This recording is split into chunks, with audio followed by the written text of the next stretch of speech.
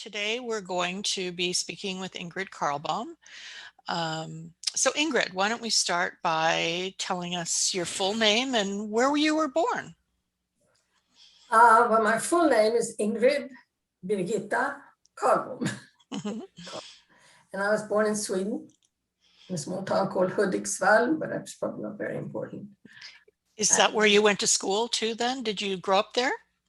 No, I actually grew up in a suburb to Stockholm. Mhm. So you went to grade school and high school in that suburb? That's correct. No. So actually, high school, it was in Stockholm. In Stockholm. In the suburb. So when you were in high school, were you, what were your passions? Were you interested in math and science or was? Well, going back a little bit, in Sweden at the time, one's career and one's life was really determined in middle school. Oh.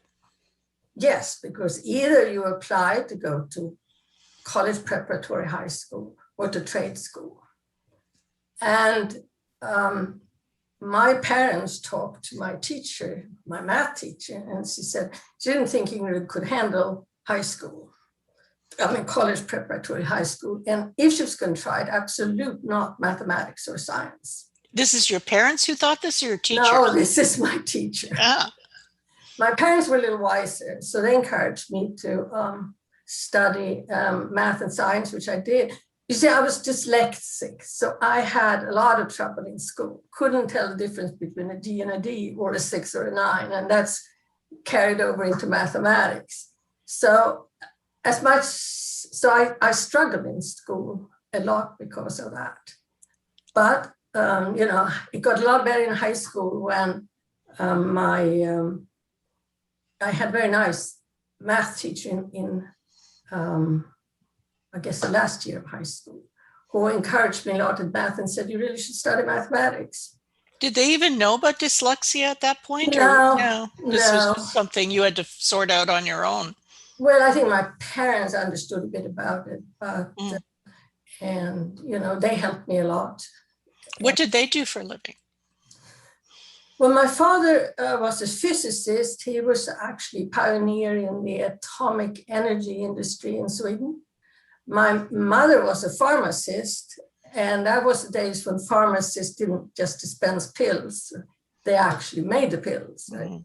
She had a good chemistry background. So science was, I suppose, in my genes.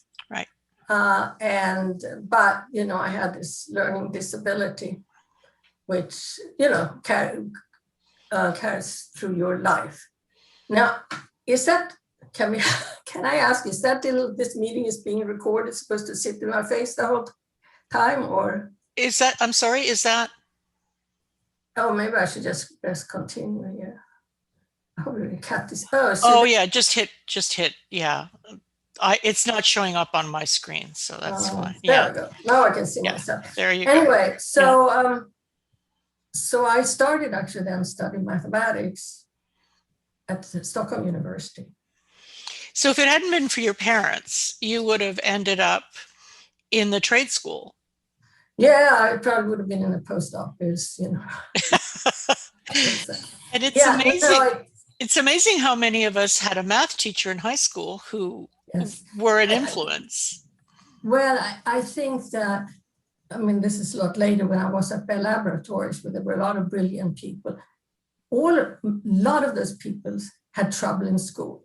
And then there was that teacher who, often a science or math teacher, who helped them and changed their lives. So it's not uncommon. So when you were studying math in high school and you were doing well, what were you thinking that you would do for a career? I had no idea. Well, I actually thought I was going to be a dentist, but we had some dentist neighbors who talked me out of that. And so I really didn't know. I didn't want to be a physicist, although I liked physics, because my father was a lot, nuclear power is controversial. He was a lot in the papers, and I didn't want to be in that field. So I studied math. And in Sweden, at the time, you only studied one subject. So I had a whole year of math, take calculus, linear algebra, and so on. Right. And then a TA suggested to me, why don't you take numerical analysis? And I figured, well, that could be a good thing to know. So I did that. And one of my professors was Jan Dahlqvist, who had made a name for himself in America's solution of ordinary differential equations. And in Sweden those days, we had class where we sat and listened. We didn't have much interaction with the teacher. But there was this 1 hour at the end of the semester. You got to ask anything you wanted to know. And so I asked Jan Dahlqvist a question about the stability of Jordan's normal form. And he was a brilliant man. He wasn't used to being stuck, but he, for some reason, got himself stuck, and it took him a whole hour to untangle this. And then a year later, I'd gone on to study statistics or something else. I had the opportunity to get a seat on a flight to the United States, KTH, which is sort of the MIT of Stockholm, if you like. The students there arranged a flight, and the professors helped them with summer jobs in the US. So I called this German Dahlqvist and asked him if he could get me a job. And he said, oh, I remember you. You asked this question. He went into this long explanation of what the answer was. And I had completely forgotten the question, of course. But so he thought about it, said, I have only 2 jobs and 6 applicants, but I will give you one of the jobs. Wow. So I went to the United States. Did you speak English at the time? Yes. I mean, not as well as I do today, but I spoke English. I had lived in Turkey for a while and had to use a lot of English. So I went to Stanford Linear Accelerator Center.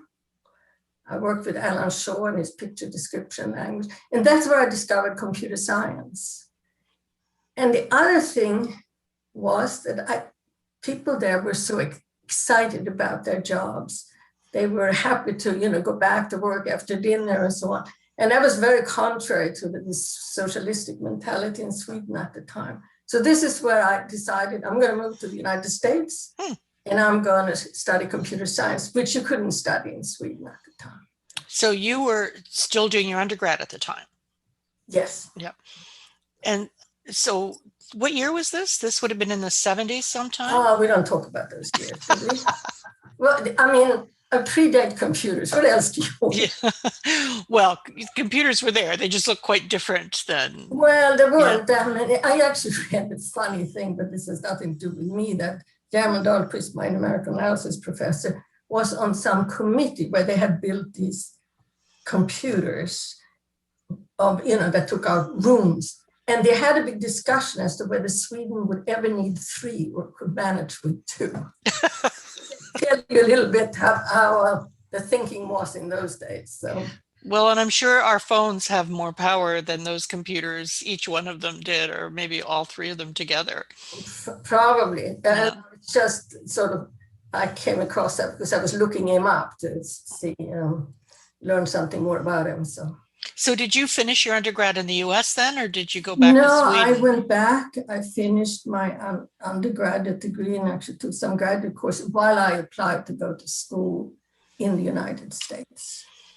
And then came back to the United States and stayed for a long time. So where did you do your master's? At Cornell. At Cornell. Wow. Went to Brown for your PhD. Now, who was your supervisor at Brown? Andy Van Dam. Huh? Andy Van Dam, the Andy Van Dam. So. The Andy Van Dam. Yes. So you were there at the beginning. You were at the beginning of computer graphics then. Yeah, I wasn't even a department at the time. Right. And I mean, he had only been there for a year or so when I got there. So. Somebody told me the other day, and I don't know if this is apocryphal or true, and someday I'll have to find out, that Andy in the Toy Story movies was named after Andy Van Dam. So we'll have to ask Andy and see if that's true. Well, I'm sure he'll take credit. And they always loved animation. So Yes. So as you were doing your PhD, did you think you were going to go into academia or research or industry? What did you have in mind there? I never really wanted to teach. So I wanted to go into industry. Mhm. And after you finished your PhD, what was next for you then? Well, where did I go next? I went to Schlumberger Dahl Research Lab. Right. I think there's some important things that happen at Brown that are probably worth, given the subject being Yes, please. to talk about, because and you know you want to know how I got involved with SIGGRAPH, Right. and people who know Andy will know this is sort of a very typical thing. So one day he told me, I don't know, in a couple of years, I want you to come with me to this meeting. It's about graphic standards, but I want you to sit in the back and listen and don't speak. So, you know, I grew up in Europe, so I knew don't speak until spoken to was natural for me. So a few weeks later, he handed me a stack of papers and he said, these are the notes from the participants in this meeting. And so he said, read them and tell me what you think. So I read them and I told Andy, it's not at all what you agreed. And I showed him some. So he said, call them all and tell them what you think. So you were a graduate student telling the people in the standards meeting. Yes.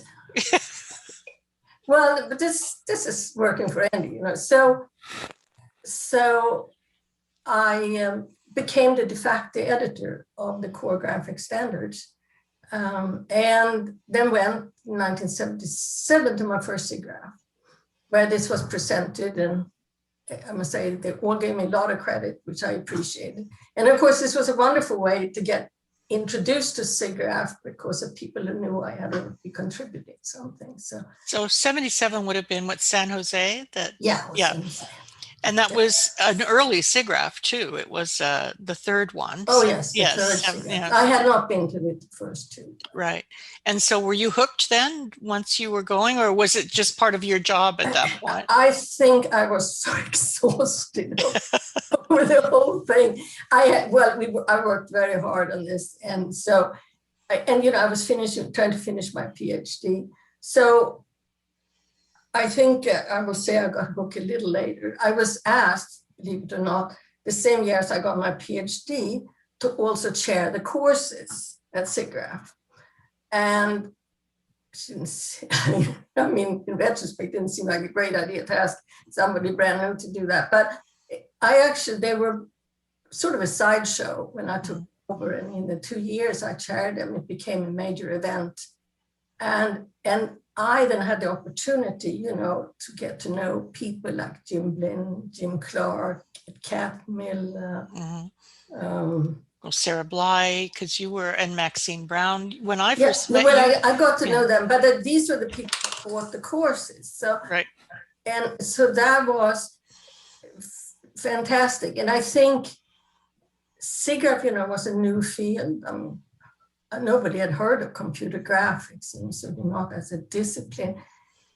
But because it was a new field, and seeing and getting to know all these people who worked on what you could tell they were believed was going to be a great thing. Mm-hmm. And that was very intoxicating. And I think that's why I got interested in working in graphics. So what years did you do 78 and 79 you did the courses, or? Yes. Yeah. So in Atlanta was 79. No. 80 and 81. 80 and 81. Okay. Yeah. So when I first met you, I believe you were on the executive committee. That's possible. Yes, in 1982. So that was later in life. 1982. Yes. Yes. So you graduated from doing courses to then being in management. Yes. Yes. So was that something that and who talked you into that? I'm really curious. That sounds like a Tom DeFonte kind of a thing. Yeah, I think it was Tom DeFonte. Yeah. And he and I were very different. I remember the first committee meeting, you know how he was casual. Mm-hmm. Everyone flew in and we just talked. I said, how come you don't have an agenda? You know, so I pushed, but I got to respect him, and I believe he got to respect me, and we started having agendas, a little more organized meetings. So yeah, but I got into management, and I must say, a little too early in my career, but I've enjoyed management and research management. So. Well, you were at Schlumberger at the time working. Was that right after you got your PhD? Yes. Mm-hmm. And you know a lot. Well, I remember, because I remember.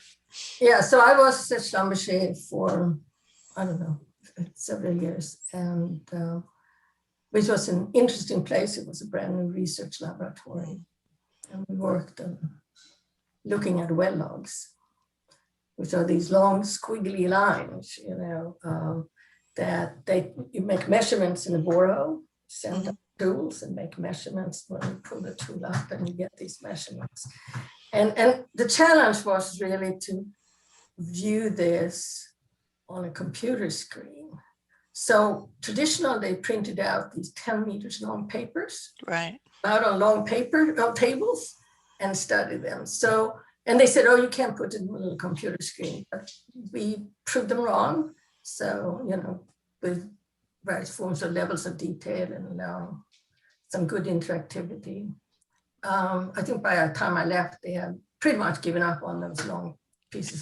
Those big printers. Yes. Yes. So you were doing computer graphics at Schlumberger at the very beginning as well. Then, when they said you couldn't do it, When I couldn't do it. This has always been for me a challenge. That's right. Then you have to show that you can do it. Yes. Yes. So with SIGGRAPH, did you continue after the executive committee, or did you just go as did you continue to attend the conference? Yeah, I had attended the conference for many years, every year, and I was on the technical program committee several years and had some papers. This is such a long time ago, I can't even remember when. I was involved a lot with SIGGRAPH and its management for many, many years, both on the technical side and on the sort of more organizational side.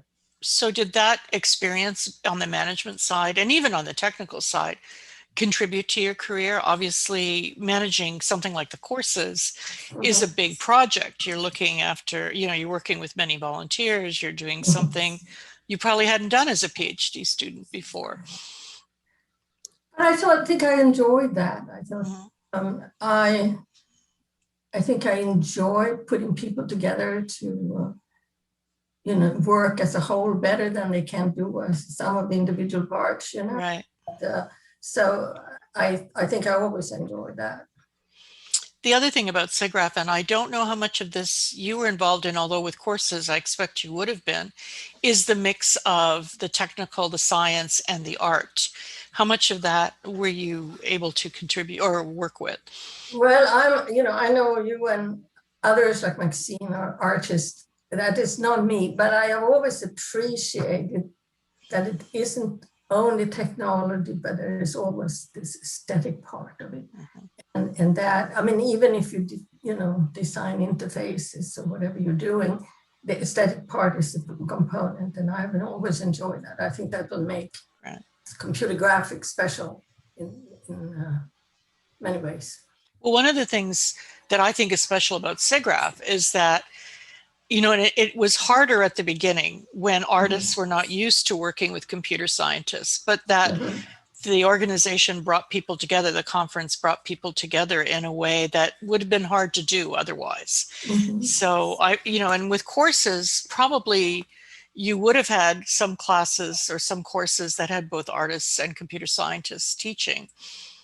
I'm trying to remember. Well, it made me think about it when you said people working together together rather than individually. Yeah, I don't remember. I think I didn't know so many of the artists. Maybe others did, but I always appreciated their presence and what they added to the organization.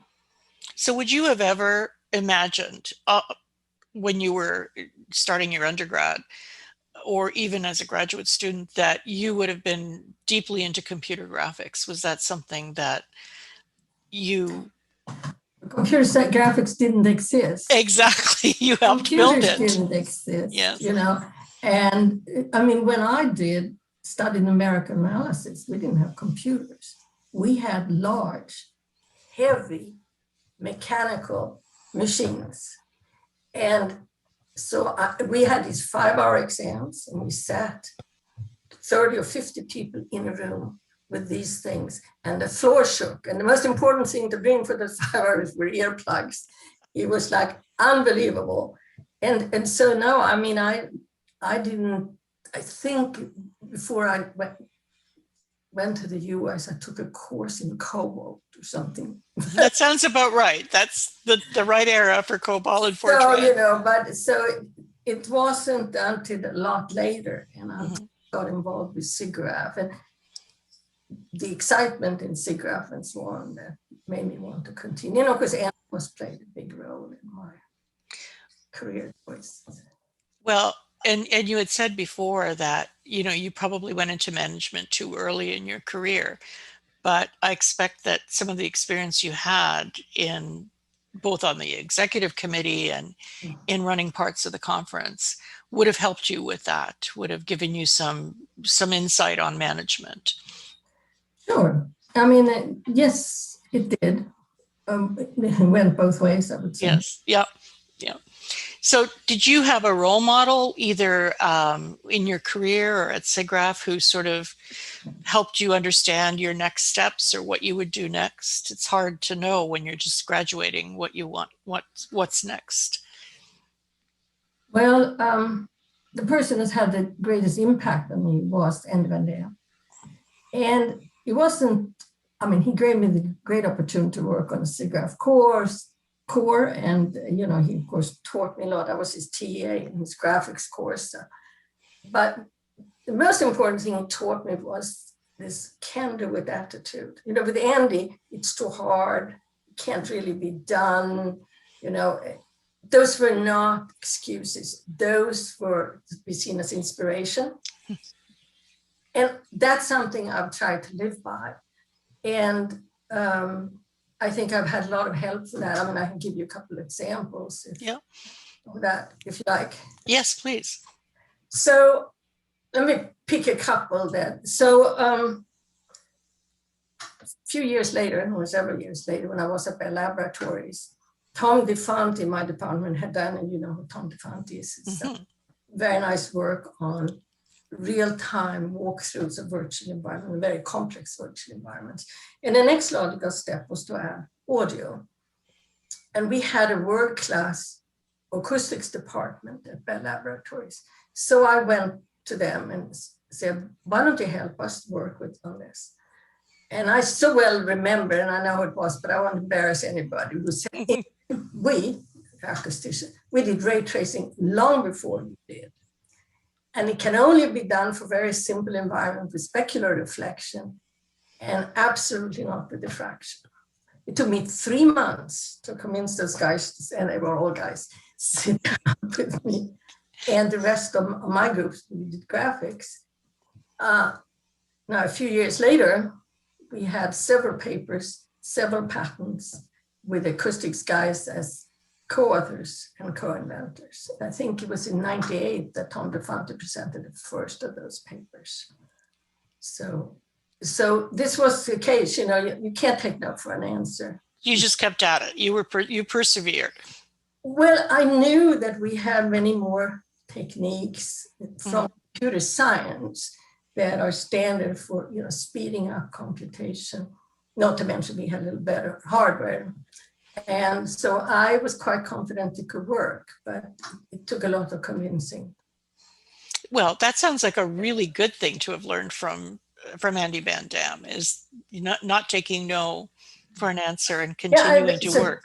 Yeah. So the same is, you know, the company I now have, which is deals with diagnosis of prostate cancer from biopsies. So traditional, you know, pathologist looks at biopsies, histological sections of biopsies to determine the grade of the malignancy grade of cancer. So I learned much of 25 years ago that the agreement both inter and inter-observer, inter-pathologist disagreement is 30 to 40%. And I thought that was terrible. I mean, you make life and death decisions based on such uncertain information. Yeah. So I always thought that was going to be a great problem for image analysis. But so many pathologists told me it can never be done. It can never be done. It's too hard and so on. So it took actually a long time. And it was only 10, 12 years later that I actually went to Sweden to work on this problem. And now I have this company that has a very good solution to this based on image analysis, but also machine learning and deep learning. How did you get from... And I have competition, sorry? How did you get from Schlumberger to medical imaging? That's a interesting path. Well, I didn't go directly. I went from Schlumberger to Digital Equipment Corporation. Oh wow, that's something you don't hear very much anymore. No, that's unfortunately a company that's no longer around. Mm-hmm. And there, among other things, I worked with some neuroscientists at Children's Hospital on making models of neuronal dendrites. So, and other thing was that I actually worked with a pathologist then in Sweden to build models of prostate and study biopsy protocols for prostates. And this is why I learned about this problem. So I got into that, but then I went to Bell Laboratories and worked on entirely different things. And then I went to Sweden. So the medical imaging stuff, or the work on on biopsies must have been interesting, must have been compelling to you to want to go back to it. Well, I think medicine is very, very compelling. I mean, a lot of computer graphics is a lot of fun and it's entertainment. And I think entertainment is great, but I do think that work in medicine for me has more meaning because it's a chance to do good. So when you went back to Sweden, was it to work specifically with pathologists on this kind of problem? Yeah. Yes. And did you have in mind to start a company, or did that just happen because you were filling a vacuum? Well, I think that it was because I also worked with an organization at the university that supported companies or those who wanted to start a company. Right. And so I thought, I hadn't done this before, so I thought that was interesting to do. And but you have to have the right team and the right problem and right many things. So. When did you start the company? How many years ago? Well, I think we incorporated in, what is it now? 2016. Oh, so it's not that long ago then. No. Yeah. And so we were talking with Mary Whitten earlier today about starting companies. And she said, Nick England, her husband, says, you should always sit down and say, no, I'm not going to do it. And I'm not going to do it until you have to do it. And then you do it, because it's a hard thing to start a company. So it is, but it's also exciting. Yes. And rewarding. Yeah. Well, it can be. Well, if you're working on it goes well. Well, if you're working on prostate, almost every man is going to deal with a prostate issue. So it's such an important technology, probably. Is it based in the US or in Sweden, your company? Well, the company is formerly in Sweden, but I now run it from here. I have actually permission from the government to run it from the US. And so that technology is being used internationally? No, we are still looking for funding on customers. We've tested it, at the hospital in Sweden, and we know it works very well. Well, on a clinical workflow. Yeah. I know that physicians aren't always the best at working with other disciplines. So I think it's a testament to you to be able to do that. I think I've talked to many people who work with physicians, and I think we all agree we have to learn a lot about the subject matters. Physicians tend not to be as eager to learn about computer science. Yes. And I don't know, I suspect it is because, when you're a physician, you have to be certain about what you say and certain about what you do. So branching out into new areas, I think is harder for physicians. So I'm actually, if I may say so, a pretty good pathologist, but only prostate. Only for the prostate. No other organ. That's other very organ. specific, Ingrid. Very specific. Very specific. Yes. Actually, I had an opportunity to work with physicians at the medical school at the University of Toronto it's 20 years ago now, and putting them together with computer scientists. And it was a wonderful collaboration because they had different skill sets, but together, as you said before, it was a much better research project that still continues 20 years later. I mean, those people are still working together. So I know it's possible, but you have to have the foresight to say, yes, these two fields can work together. And clearly you've done that. So looking back, would you have done anything differently to prepare for your career? I'll say what I know a lot of people say: study more math. Interesting. And I think when I started in computer science, we were a lot of sort of refugees from applied and pure math. We realized we couldn't make a go at it, or at least not a very good go at it. And so when we started in computer science, we tend to even shun away from mathematical formulations. Just to be a good refugee, so to speak. I think that was a mistake. I've regretted it many times.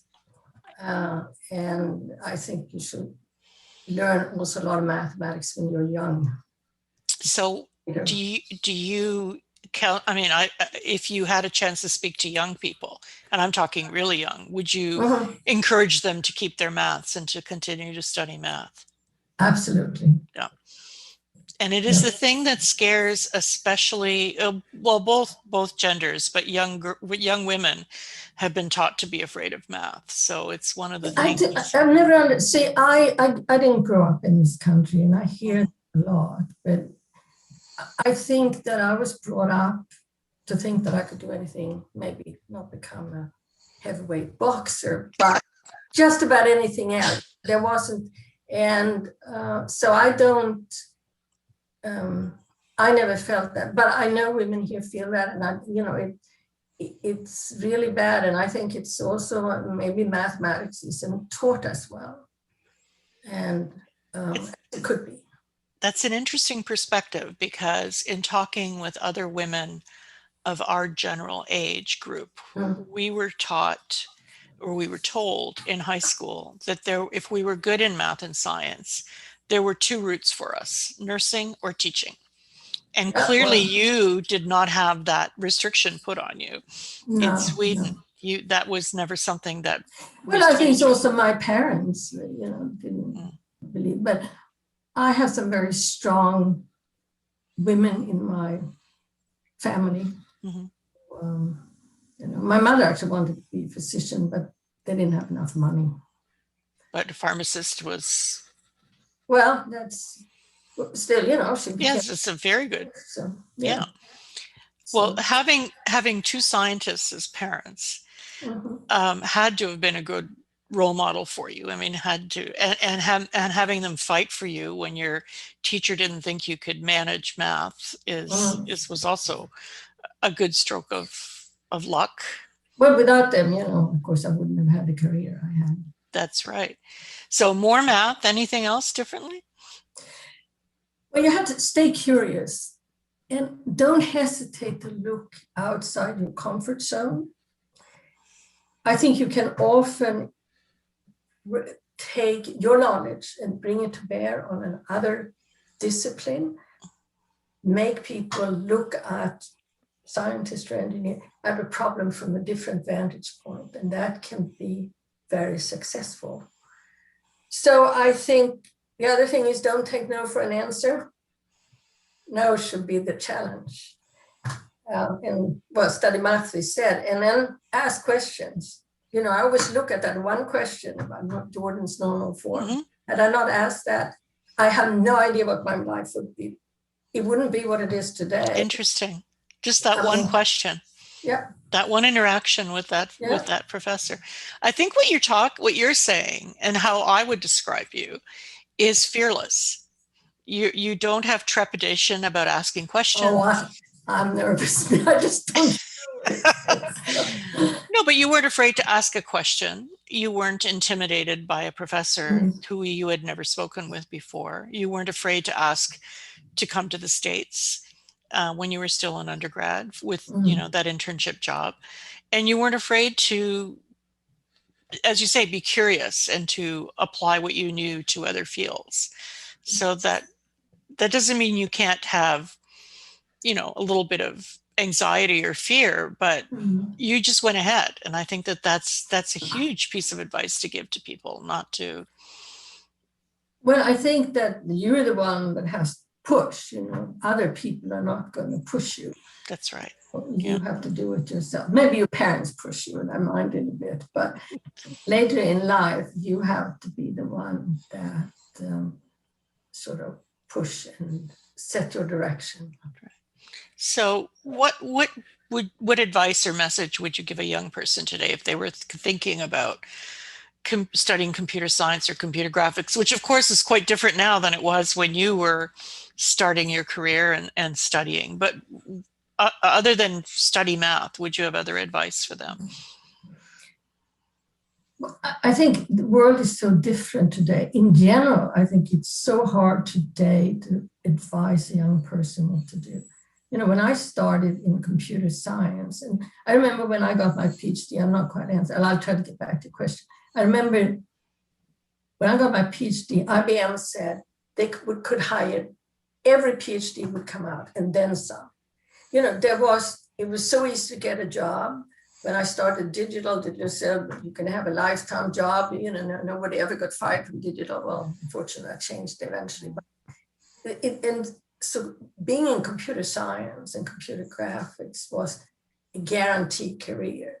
And you really had to just think about how do you want to use this career? I mean, do you want art? Do you want to design? Do you want to teach? But those days are gone. And I think it's very hard to advise a young person what to do. I think it's very important who you get to meet. I mean, if I had the opportunity, I would go and visit a few schools, professors in computer science or computer graphics that you're thinking about, and talk to them and say, what are the opportunities? Because I think it's very hard to today. Well, it's one of the things that SIGGRAPH is good for, is to meet people like that. Once we can get back to being in person, which, hopefully will be next year. I think those mentoring programs and coming to visit SIGGRAPH, I mean, that's an excellent idea, but you need a little more time. But I think that's a great starting point. I think the more people you can get to know and learn what a career may be like, the better it is. I mean, of course, I always had summer students come to my departments wherever I taught or wherever I worked. I mean, and I think it was very good for them to come and see what we did. Sometimes I actually made some considerable contributions, but the most important thing I always thought was that they would understand what it would be like to work at Digital Equipment Corporation. I'm not kind of late for that now, but we're at Bell Laboratories and what we do. And I think that's very important. That makes it real rather than something, a theoretical idea of what a job would be, but to actually work in a lab and to see what happens day to day and what scientists do day to day is important. Yeah. Well, I mean, it's all, science, it's been a word that's been there's a lot. And, it's this big word, but from day to day, it's not, that's dramatic. Yes. Well, what you did in your lab at Schlumberger or Bell Labs or DEC is quite different than, say, what your father would have done as a physicist or what your mother did as a pharmacist. That all encompasses science. And I think that's why you're right. It's important for people to understand in different in different areas, in different kinds of work, what that actually means, and is it for you? So, you know. Yeah, and I mean, it's not easy to, my husband is an engineer by training, and my daughter will have nothing of engineering. Not interested. Not interested. Yeah. So, so that's, it's hard though today, I think, to know because I don't think people have lifelong careers in one company as they used to years ago. Well, that's why your advice about remaining curious, about asking questions, about looking for opportunities, I think is really important, because it's not the same as it was 40, 30, 40, 50 years ago, where you would have a lifelong career. Those days are gone, and probably for the good. As the world changes, you need to change with it. So probably when you were in Andy Van Dam's lab, you never thought you'd be able to say you were becoming an expert in biopsy of prostates. No, absolutely not. But I always enjoyed learning new things, and I think that's important. Right. To do. So when's the last time you went to SIGGRAPH? Oh, years and years ago. I can't. So you haven't been for a while? Oh. No, I haven't. Well, the conference stopped being relevant to what I did when I worked in medical applications. So I think, I can't remember, 10 years or more. So I think actually what you're doing is fascinating and should be showcased at the conference, because that's a new frontier for computer graphics and needs to be explored. It's also deep learning, machine learning. It's not maybe as, it's really not pure graphics. It's more deep learning. And but when you have a company, you don't publish so much. Right. Secrets. So. Yeah, those are for patents. So there are digital pathology is a whole new field in pathology. As we're probably getting off subject, but as radiologists, some 30 years or more ago went digital. The pathologists are now starting to go digital. And that, of course, opens up all these opportunities for analyzing tissue data. Yeah. Well, I would have never expected you to say that you were, that much of an expert on prostate. And maybe someone's going to try to test me now. But well, pathologist friends say. You'd have to find a pathologist friend to test you. Well, Ingrid, I've known you for a long time, but I didn't know your history and I didn't know your path. And I think it's an important message that you give about remaining curious and no being the beginning, not the end of a process. And as I say, being fearless about moving forward and learning new things, not letting the fear of the unknown keep you back. I think that's what's pushed you forward, is whenever there was something new to learn, you were there to learn it. So, well, it's been fun. And your company is now your focus, right? That's yeah. So no, that's something that you will be focusing on. You're not teaching. You're not doing any of the nothing else. Any of the, well, that's I was going to say that's a lot, and going between countries when you're able to again. So back and forth. Yeah, well, I mean, I really commuted to Sweden for many years, but I'm done with that. I've done that trip across the Atlantic too many times. So you're settled now in the States for the company. Yes. Yeah. Well, Till I get to something else challenging. So. That's right. You're not going to stop and start crocheting or anything like that. No, I think not. Yeah. No.